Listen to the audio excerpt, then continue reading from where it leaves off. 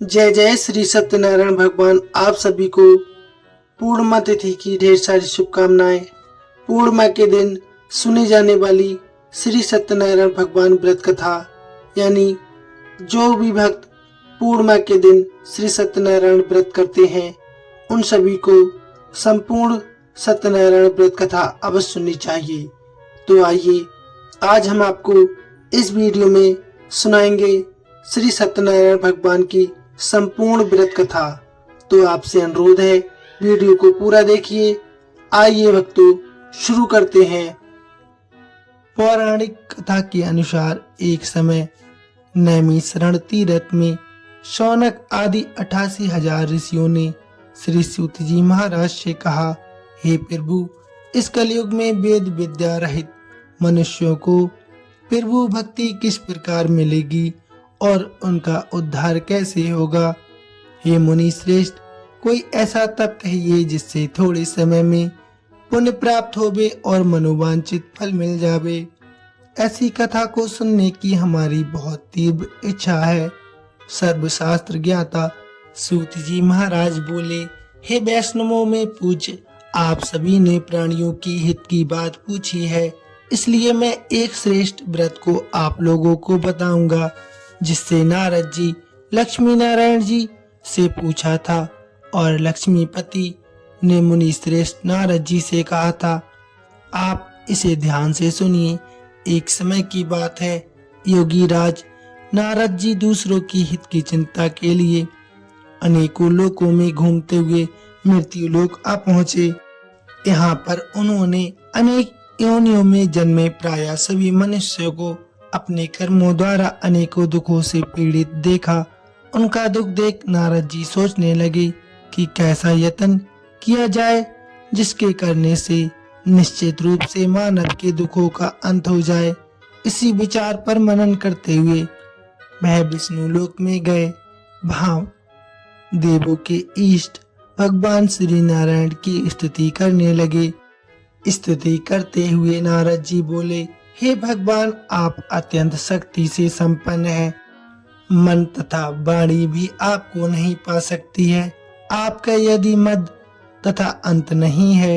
निर्गुण स्वरूप सृष्टि के कारण भक्तों के दुखों को दूर करने वाले आपको मेरा कोटि कोटि प्रणाम है। नारद जी की स्थिति सुन विष्णु जी बोले, हे मुनि श्रेष्ठ, आपके मन में क्या बात है? आप किस कारण यहाँ पर पधारे हैं? निसंकोच कहो। इस पर नारद मुनि बोले कि मृत्यु लोक में अनेक योनियों में जन्मे मनुष्य अपने कर्मों के द्वारा अनेकों दुख से बहुत दुखी हैं। हे नाथ, आप मुझ पर दया करते हैं तो बताइए कि मनुष्य को थोड़े प्रयास से ही अपने दुखों से कैसे छुटकारा मिल सकता है। श्री हरि नारद से बोले, मनुष्यों की भलाई के लिए तुमने बहुत अच्छी बात पूछी है। जिसके करने से मनुष्य मोह से छूट जाता है, वह बात मैं तुमसे कहता हूँ, सुनो। स्वर्गलोक व मृत्युलोक दोनों में एक दुर्लभ उत्तम व्रत है जो पुण्य देने वाला है।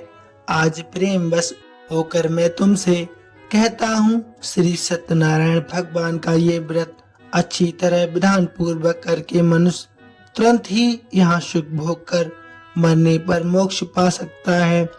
श्री हरि के वचन सुन नारद जी बोले कि उस व्रत का फल क्या है और उसका विधान क्या है? ये व्रत किसने किया था? इस व्रत को किस दिन करना चाहिए? सभी कुछ विस्तार से बताइए। नारद जी की बात सुनकर श्री हरि बोले, दुख व शोक को दूर करने वाला ये व्रत सभी स्थानों पर विजय दिलाने वाला है। मानव को भक्ति व श्रद्धा के साथ शाम को श्री सत्यनारायण भगवान की पूजा धर्म परायण होकर ब्राह्मणों व बंधुओं के साथ करनी चाहिए। भक्ति भाव से ही नैवेद्य केले का फल, घी, दूध और गेहूं का आटा सवाया लेना चाहिए। गेहूं के स्थान पर साठी का आटा, शक्कर तथा गुड़ लेकर वह सभी भक्षण भोग जो खाने योग्य हों मिलाकर भगवान को भोग लगाना चाहिए। ब्राह्मणों सहित बंधु बांधुओं को भी भोजन करवाना चाहिए। उसके बाद स्वयं प्रसाद ग्रहण कर भोजन करना चाहिए। भजन कीर्तन के साथ भगवान की भक्ति में लीन हो जाना चाहिए। इस तरह से श्री सत्यनारायण भगवान का ये व्रत करने पर मनुष्य की सारी इच्छाएं निश्चित रूप से पूरी होती हैं। इस कलिकाल अर्थात कलयुग में मृत्यु लोक में मोक्ष का यही एक सरल उपाय बताया गया है। भक्तों, श्री सत्यनारायण भगवान कथा का प्रथम अध्याय संपूर्ण अब आगे सुनते हैं। द्वितीय अध्याय, प्रेम से बोलिए श्री सत्यनारायण भगवान की जय। सूत जी बोले, हे ऋषियों, जिसने पहले समय में इस व्रत को किया था उसका इतिहास मैं आपसे कहता हूँ, ध्यान पूर्वक सुनो। सुंदर काशीपुरी नगरी में एक अत्यंत निर्धन ब्राह्मण रहता था।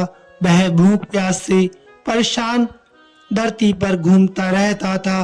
ब्राह्मणों से प्रेम करने वाले भगवान ने एक दिन ब्राह्मण का वेश धारण कर उसके पास जाकर पूछा, हे विप्र, तुम्हें इतना दुख कैसे है?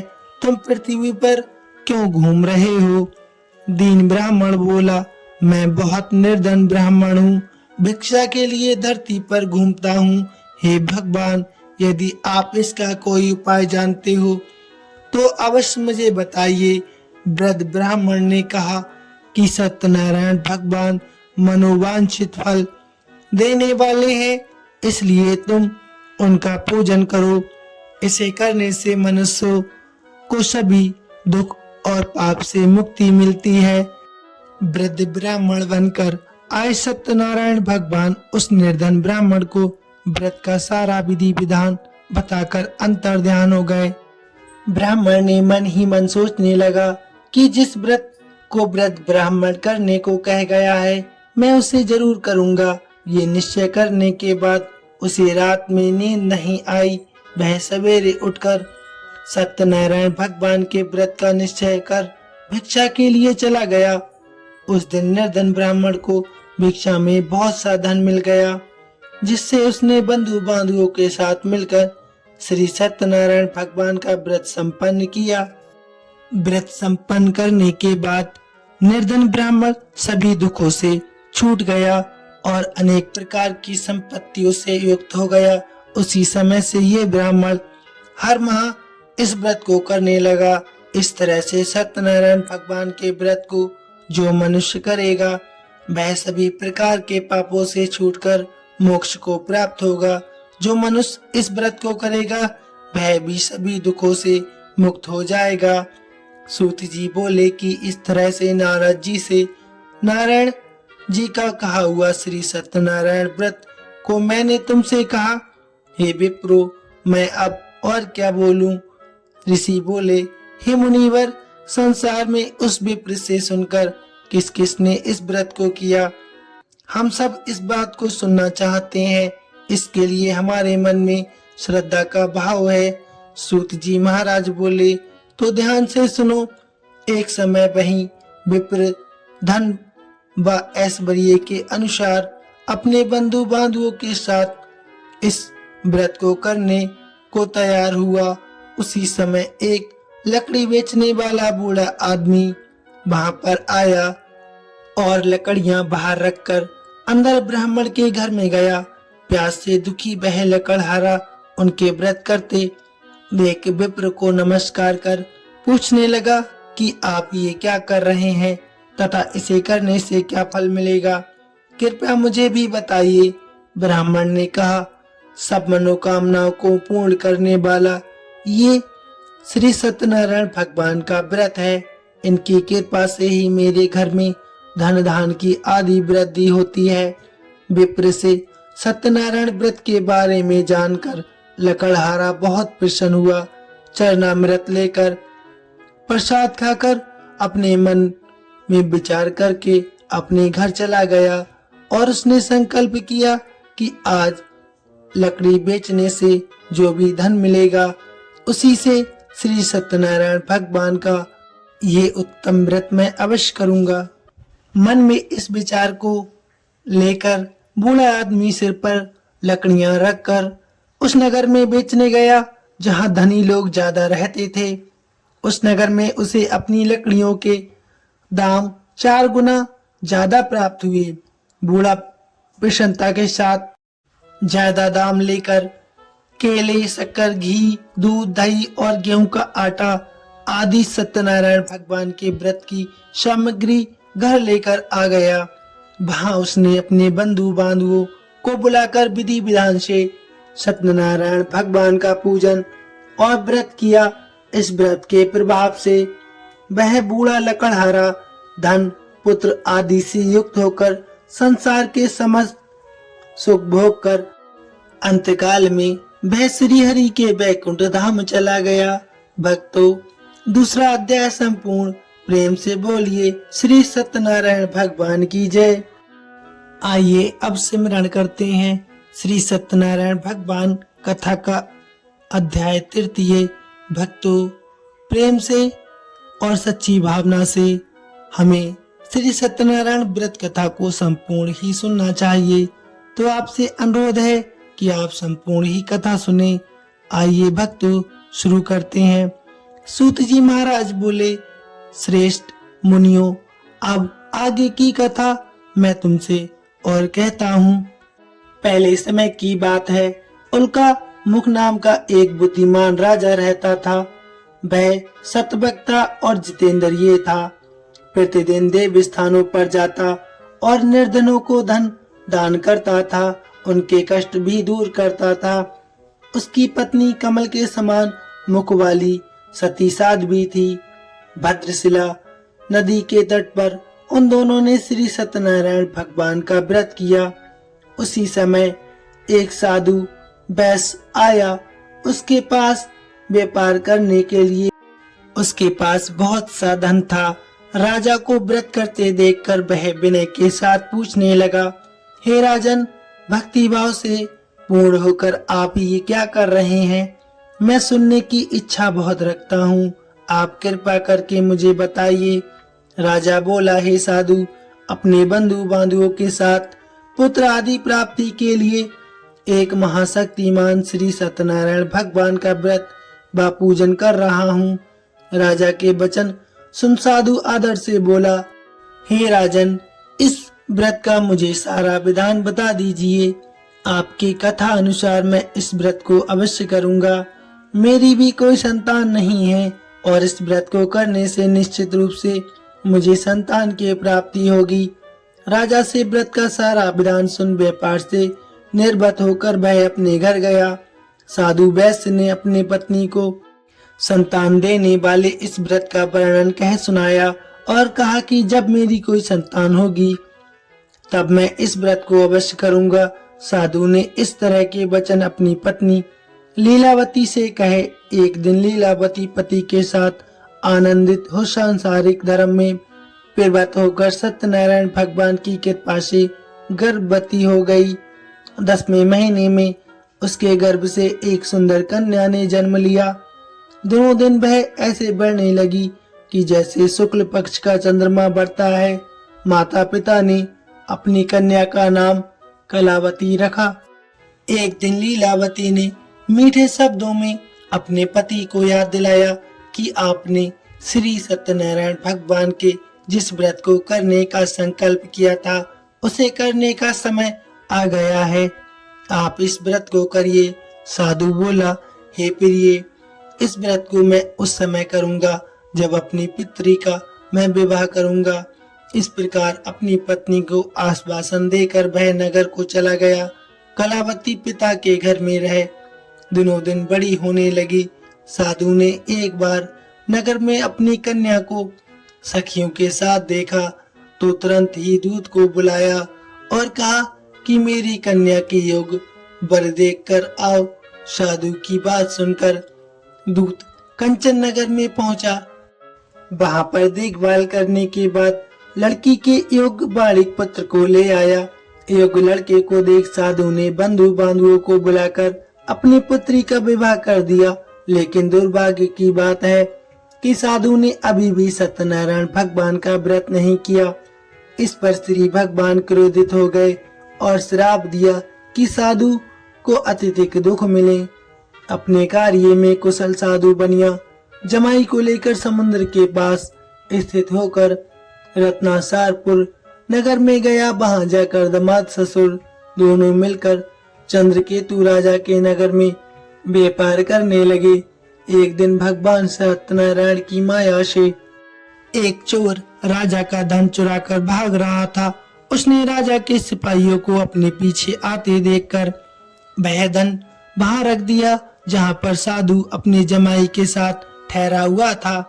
राजा के सिपाहियों ने साधु वैश्य के पास राजा का धन देखा तो वह ससुर जमाई दोनों को बांधकर प्रसन्नता से राजा के पास ले गए और राजा से कहा, आगे की कार्रवाई की आज्ञा दें। राजा की आज्ञा से उन दोनों को कठिन कारावास में डाल दिया गया और उनका सारा धन भी उनसे छीन लिया गया।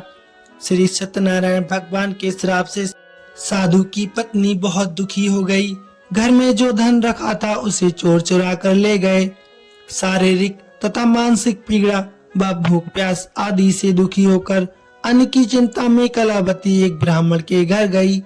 वहां उसने श्री सत्यनारायण भगवान का व्रत होते देखा, फिर कथा भी सुनी। वह प्रसाद ग्रहण कर रात को घर वापस आई। माता ने कलावती से पूछा कि हे पुत्री, अब तुम कहाँ थी? तेरे मन में क्या है? कलावती ने अपने माता से कहा, हे माता, मैंने एक ब्राह्मण के घर में श्री सत्यनारायण भगवान का व्रत होते देखा है।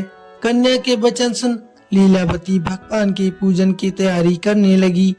लीलावती ने परिवार व बंधुओं सहित सत्यनारायण भगवान का पूजन किया और उसने वर मांगा कि हे प्रभु, मेरे पति तथा जमाई शीघ्र घर आ जाएं। साथ ही ये भी प्रार्थना की कि हमसे जो अनजाने में अपराध हुआ है आप उसे क्षमा करें। श्री सत्यनारायण भगवान इस व्रत से संतुष्ट हो गए और राजा चंद्रकेतु को सपने में दर्शन देकर कहा, हे राजन, तुम उन दोनों वैश्यों को छोड़ दो और तुमने उनका जो धन लिया है उसे वापस कर दो। अगर तुमने ऐसा नहीं किया तो मैं तुम्हारा धन, राज व संतान सभी को नष्ट कर दूंगा। राजा को ये सब कहकर भगवान अंतर्ध्यान हो गए। प्रातःकाल सभा में जाकर राजा ने अपना सपना सुनाया। बोले कि बड़े पुत्रों को कैद से मुक्त कर सभा में लाओ। दोनों ने आते ही राजा को प्रणाम किया। राजा मीठी वाणी में बोला, हे महानुभावों, भाग्यवश ऐसा कठिन दुख तुम्हें प्राप्त हुआ है, लेकिन अब तुम कोई भी भय मत रखो। ऐसा कह राजा ने उन दोनों को नए वस्त्र आभूषण दिए और जितना धन उनका लिया था उससे दुगना धन वापस कर दिया। दोनों वैश्य अपने घर को चल दिए। कथा अध्याय तृतीय समाप्त। प्रेम से बोलिए सत्यनारायण भगवान की जय। आइए भक्तों, अब शुरू करते हैं चतुर्थ अध्याय। सूत जी महाराज बोले, वैश्य ने मंगलाचार कर अपनी यात्रा आरंभ की और अपने नगर की ओर चल दिया। उनके थोड़ी दूर जाने पर एक दांडी वेशधारी श्री सत्यनारायण जी ने उनसे पूछा, हे साधु, तेरी नाव में क्या है? अभी बाड़ी बाड़ीक हंसता हुआ बोला, हे दांडी, आप क्यों पूछते हो? क्या धन लेने की इच्छा है? मेरी नाव में तो बेल व पत्ते भरे हुए हैं। वैश्य के कठोर वचन सुन भगवान बोले, तुम्हारा वचन सत्य हो दांडी। ऐसे वचन कहे वहां से दूर चले गए। कुछ दूर जाकर समुद्र किनारे बैठ गए। दांडी के जाने के बाद साधु वैश्य ने नित्य क्रिया के पश्चात नाव को ऊंची उड़ते देखकर अचंभा माना और नाव में बेल पत्ते आदि देख वह मूर्छित होकर जमीन पर गिर पड़ा। मूर्छा खुलने पर वह अत्यंत शोक में डूब गया तथा उसका दामाद बोला कि आप शोक न मनाएं, ये दांडी का साप है, इसलिए हमें उनकी शरण में जाना चाहिए, तभी हमारी मनोकामनाएं पूरी होंगी। दामाद की बात सुनकर वह दांडी के पास पहुंचा और अत्यंत भक्ति भाव से नमस्कार करके बोला, मैंने आपसे जो असत्य वचन कहे थे उनके लिए मुझे क्षमा याचना दें। ऐसा कहकर महान शोकातुर हो रोने लगा। तब दांडी भगवान बोले, हे बड़िक पुत्र, मेरी आज्ञा से बार बार तुम्हें दुख प्राप्त हुआ है, तू मेरी पूजा से विमुख हुआ है। साधु बोला, हे भगवान, आपकी माया से ब्रह्मा आदि देवता भी आपके रूप को नहीं जानते, तब मैं अज्ञानी कैसे जान सकता हूँ। आप प्रसन्न हो जाइए, अब मैं सामर्थ्य के अनुसार आपकी पूजा अवश्य करूँगा। मेरी रक्षा करो और पहले के सामान नौका में भर दो। साधु वैश्य के भक्ति पूर्वक वचन सुनकर भगवान प्रसन्न हो गए और उसकी इच्छा अनुसार वरदान देकर अंतर ध्यान हो गए। ससुर जमाई जब नाव पर आए तब उन्होंने नाव धन से भरी हुई देखी। फिर वहीं अपने अन्य साथियों के साथ सत्यनारायण भगवान का पूजन कर अपने नगर को चल दिए। जब नगर के नजदीक पहुंचे तो उन्होंने दूत को घर पर खबर के लिए भेज दिया।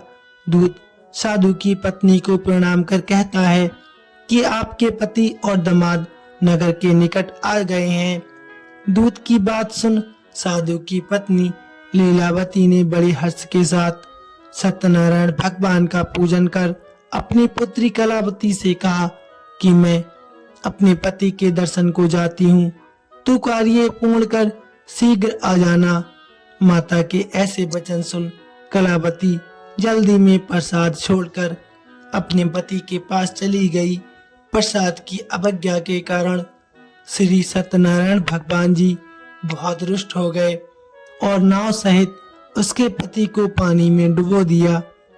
कलावती अपने पति को बहाना पाकर रोती हुई जमीन पर गिर गई। नौका को डूबा हुआ देख वह कन्या को रोता देख साधु दुखी होकर बोला कि हे प्रभु, मुझसे या मेरे परिवार से जो भी भूल हुई है उसे क्षमा करें। साधु के दीन वचन सुनकर श्री सत्यनारायण भगवान प्रसन्न हो गए और आकाशवाणी हुई, हे साधु, तेरी कन्या मेरे प्रसाद को छोड़कर आई है, इसलिए उसका पति अदृश्य हो गया है। यदि वह घर जाकर प्रसाद खाकर लौटती है तो उसे उसका पति अवश्य मिलेगा। ऐसी आकाशवाणी सुन कलावती घर पहुंचकर प्रसाद ग्रहण करती है और फिर आकर अपने पति के दर्शन करती है।